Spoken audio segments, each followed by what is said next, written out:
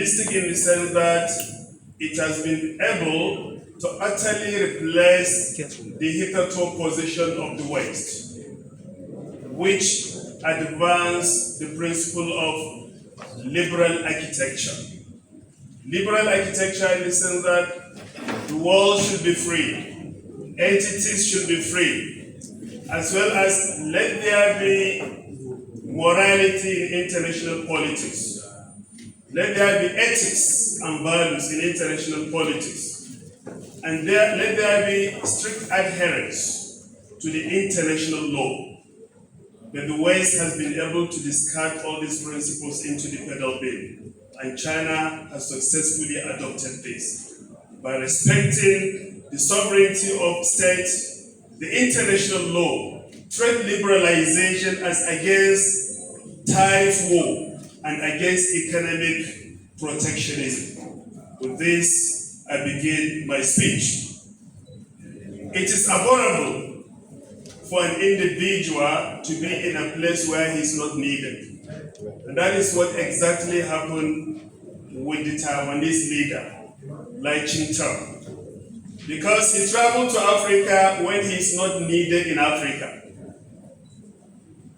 He secretly entered Africa without even a presidential jet, but in a chartered plane.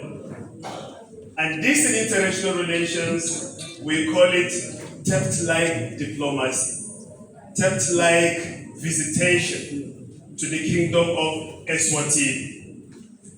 But if this should continue to happen, Lai Ching-te will continue to embarrass himself and the people he represents.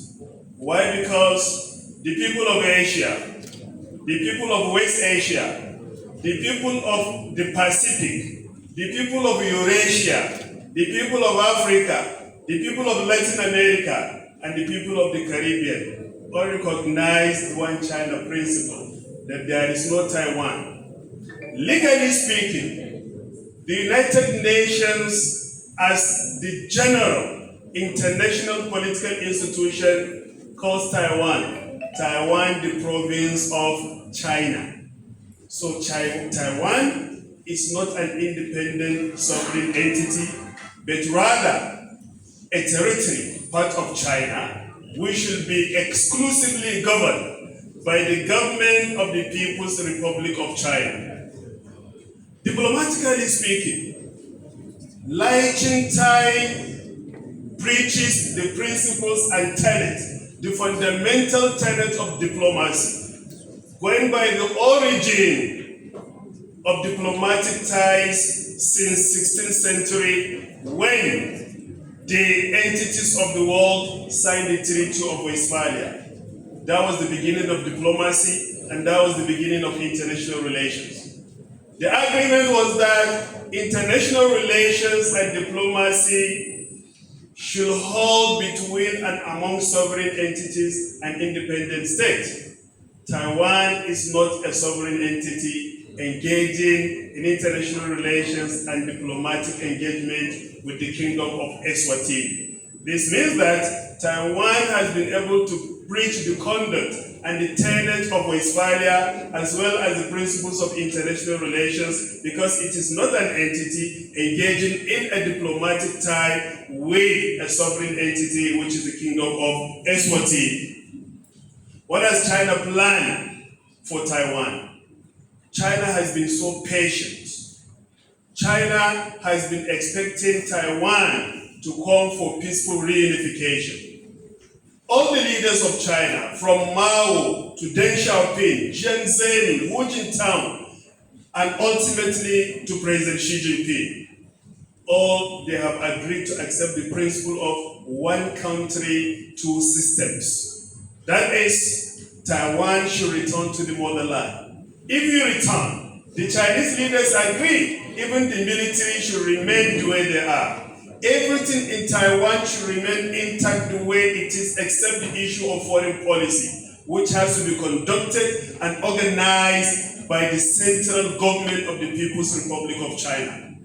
But at this particular moment, in which all the Chinese leaders have been craving for this, have been peacefully, patiently following this particular movement. If it were Africans or Europeans, since Taiwan will have been invaded, been co-opted and brought back to the motherland. But I've never seen a patient state, a patient country, and patient leaders like China and the People's Republic of China. The opportunities have been there since during the Russo-Ukrainian conflict. The times of the war between US, Israel, and Iran for China to have taken over Taiwan. But China remains so patient. China sees the people of Taiwan as its citizens. China has not applied or adopted violence to invade Taiwan. But believe me, if it were Africa or Europe, since for long, Taiwan will have become a history. So with this, China deserves some accolades and commendations. At a time when the Taiwanese leaders have been spending a colossal amount of money in buying weapons, presumably to defend themselves against China, and China has still been calling for peaceful reunification between the motherland and the entity of Taiwan. Now for Nigeria and Africa, you can vividly see that from Nigeria to Niger, Benin, Cote d'Ivoire, Ghana, Togo, Liberia, Sierra Leone, Mali, Senegal, Gambia, Guinea-Bissau, Mauritania, coming down to Equatorial Guinea, Cameroon, Gabon, Guinea, as well as Democratic Republic of Congo, Congo-Kinshasa, Rwanda, Burundi, Somalia, Ethiopia, Eritrea, down to Angola, Mozambique, Zambia, Zimbabwe, down to South Africa and Lesotho, Mauritius, the Kingdom of Madagascar, Seychelles. All these have recognized one China policy. 53 out of 54 all have accepted and agreed there is only one China, but only one small kingdom called the Kingdom of Eswatini. For you to avoid pressure, which we believe Eswatini will soon dump and discard that particular policy of recognizing Taiwan to come back to the general collective, which is the African recognition of only one China existing, which is one China principle. Then apart from this, ladies and gentlemen, by extension, we look at West Africa, the entire Western African coast, looking at economic community for West African state, looking at ECAS, looking at COMESA, looking at East African community. All these have recognized there is only one China.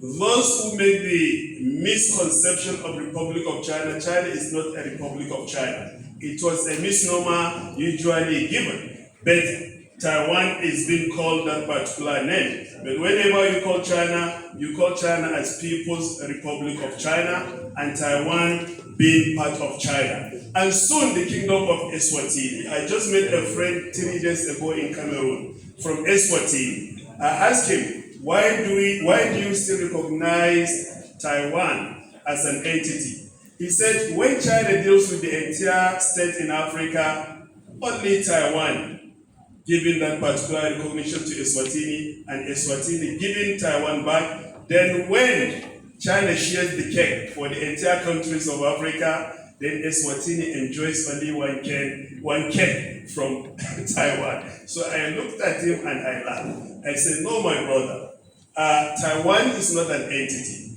I remember United States of America giving up Texas or California. Is it possible? No.